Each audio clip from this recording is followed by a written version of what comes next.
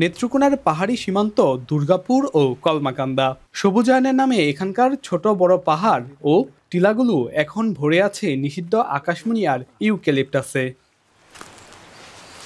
পাহাড়ে বনায়নের নামে ২০০০ সালের পর থেকেই প্রাকৃতিক গাছের বদলে এসব বিদেশি গাছ লাগানো হয়েছে, যার প্রভাবে কমেছে বন্যপ্রাণী, নষ্ট হয়েছে মাটি, আর স্থানীয়দের ভাষায় বেড়েছে তাপমাত্রা, কমেছে উৎপাদন। পালি গাছ, এইগুলি অনেক শেওড়া গাছ, অনেকটা গাছ আছিল, আর পশু পাখিরাও সেই গাছের মধ্যে বস্তু।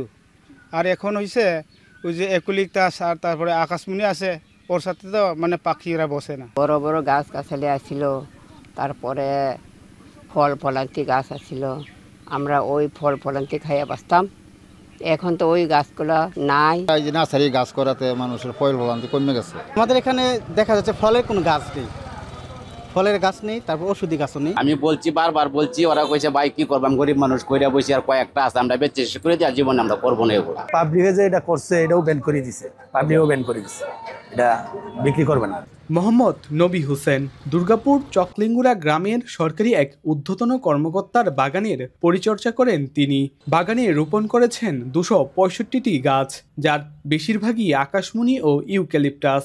নিষেধাজ্ঞার পরেও কেন একজন সরকারি কর্মকর্তা নিষিদ্ধ গাছের রোপণ করেছেন, এর উত্তর নেই কেয়ারটেকারের কাছে। ইউক্যালিপটার গাছ আছে মাত্র ২টা, ইউক্যালিপটার নাই। ইউক্যালিপটার লাগানো নিষিদ্ধ বলে পরে ইউক্যালিপটার লাগাই না, পরে আকাশি লাগাইছি আর মেয়াগুনি লাগাইছি। এইটা এখন কইতে যে সারাটা উৎপাদন হয়েছে, এই সারাটা লাগাই যাবে কইতা যায়, কই সারাটা লাগাই যাবে, এরপরে আর কোনো সারা ফাটে নিত না আর কি। এটা সরকারি যে নার্সারিতে আনছি যে কই দিয়েছে আর কি। যদিও বন কর্মকর্তা বলছেন নিষিদ্ধ গাছ রোপণ বন্ধে চলছে সচেতনতা ও বিভিন্ন কার্যক্রম। আকাশমণি ইউক্যালিপটাস গাছ সম্পূর্ণভাবে সরকারি অর্থায়ন আর রোপণ করা হবে না, এবং ব্যক্তিগতভাবে যেন নিরুৎসাহিত করা হয়, এই জন্য আমরা বিভিন্ন পরিকল্পনা গ্রহণ করেছি। জনসচেতনের জন্য আমরা বিভিন্ন সভা করেছি। কৃষি বিভাগ থেকে বিভিন্ন উচ্ছেদ অভিযান করা হয়েছে। পাহাড় থেকে নিচে বাজারগুলোতেও চলছে প্রকাশ্যে বিক্রি। নেত্রকোনার বারহাট্টা বাজারে অন্যান্য গাছের চারার পাশাপাশি এখনও বিক্রি হচ্ছে এসব নিষিদ্ধ গাছের চারা।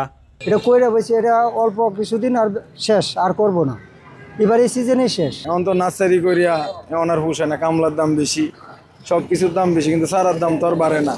জেলার সরকারি ২টি নার্সারিতেই এখনও মজুত রয়েছে প্রায় ২৫,০০০-এর বেশি আকাশমণি গাছ।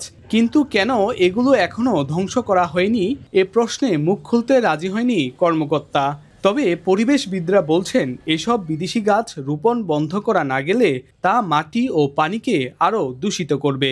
নিষিদ্ধ ঘোষণার পরেও এই গাছগুলো বিপণন, উৎপাদন এবং বাজারজাতকরণ থেকে এখনও বিরত হয় নাই, সেগুলো বিকৃত হচ্ছে এবং রোপণ করা হচ্ছে, এবং এগুলো যদি এভাবেই চলতে থাকে তাহলে বিপর্যয় কিন্তু আমাদের থেকেই যাবে।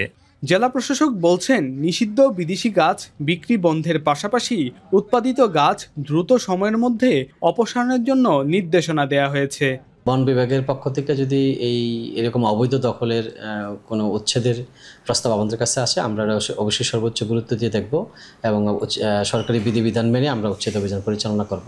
পরিবেশ ও বন মন্ত্রণালয় থেকে সাম্প্রতিক একটা প্রজ্ঞাপন দিয়ে এই গাছগুলোকে নিষিদ্ধ করা হয়েছে এবং বলা হয়েছে যেখানে যেখানে এই গাছ, এই দুটি বৃক্ষ আছে, এই দুটি বৃক্ষই পরিবেশের জন্য ক্ষতিকর, এগুলোকে যত দ্রুত সম্ভব অপসারণের জন্য। নেত্রকোনার দুর্গাপুর রেঞ্জের অধীনে ৩টি উপজেলায় রয়েছে ৯৮১ হেক্টর বনভূমি। এর মধ্যে ২৫০ হেক্টরের বেশি জায়গায় রয়েছে প্রায় ৫ লাখ নিষিদ্ধ আকাশমণি ও ইউক্যালিপটাস। সমতলেও রয়েছে আরও কয়েক লাখ গাছ। রিফাত আহমেদ রাসেল, এখন নেত্রকোনা।